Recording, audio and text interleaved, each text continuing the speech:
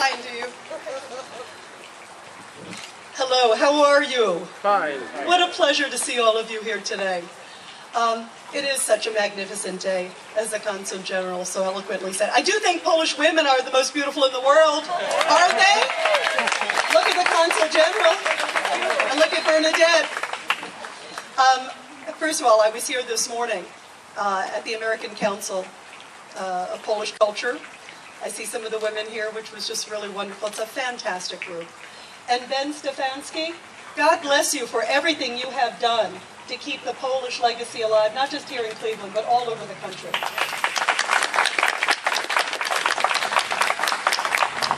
And Andrea, where is Andrea? She's somewhere around here. Andrea Sika, there she is, the powerhouse.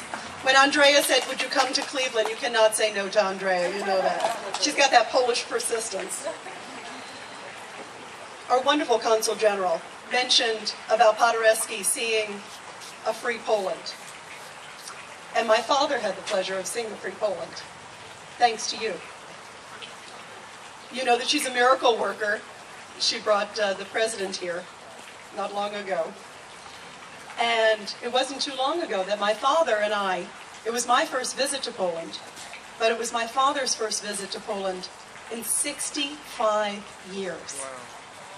And my father literally left with the shirt on his back, almost dying from a mortar shell, held at gunpoint by the Nazis, and shoved onto a rail car. It was October 1944.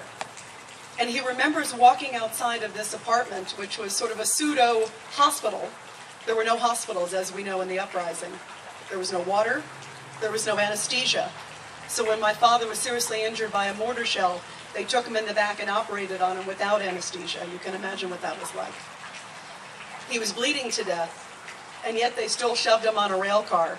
And when he walked outside, his vision of Poland was leveled. It was in rubble. Literally, the building he was standing in was the only building he could see for blocks that was still standing. And I just found out recently the only reason it was standing was it wasn't a beautiful day like today, the day that the Nazis were about to torch the building where he and all the other very sick insurgents were in.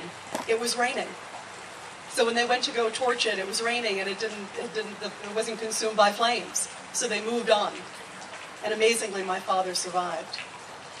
My father never shared the story until about 2.5 years ago, when I discovered an old suitcase in a storage locker. And it contained his red and white AK fighting armband that many of you have seen. Many of you have similar ones in your family.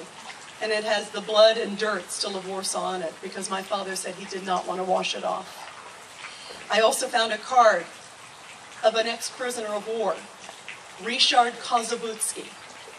And I found his rusty POW tag from Stalag 4B, prisoner number 305147.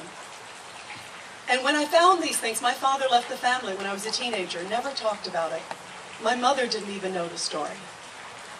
And when I found these items, I decided to reconnect with my father. I used my journalistic skills, and I tell everybody on the most amazing assignment of my life.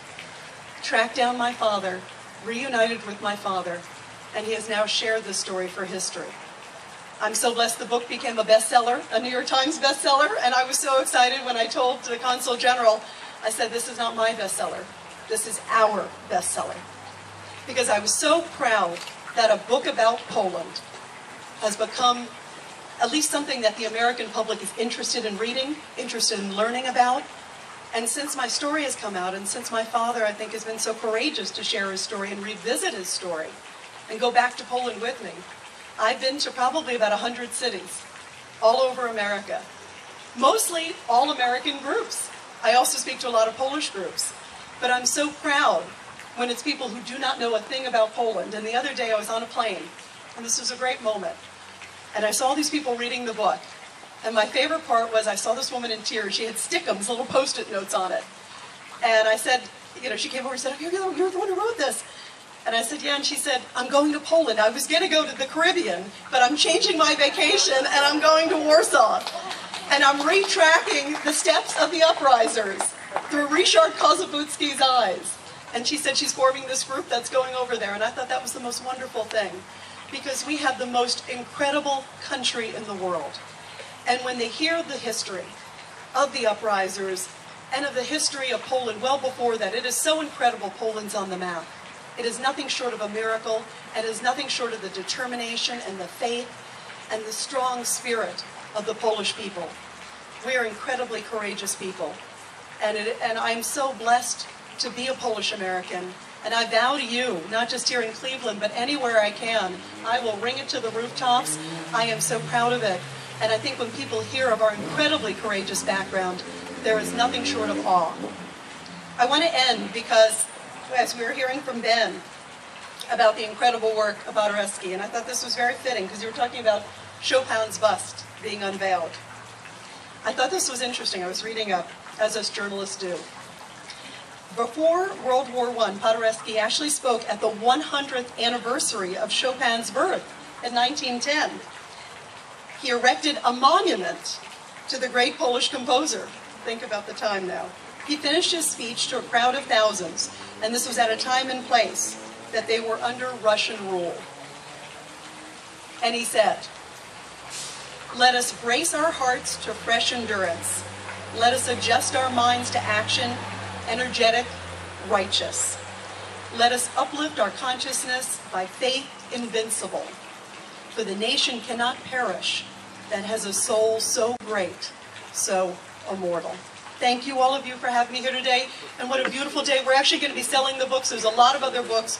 And proceeds from the book go to wounded troops and their families, and also 2 museums in Poland, including the Warsaw Rising Museum. Because like all of you, we have to do our part to remember our incredible, incredible history. Thank you all so very much.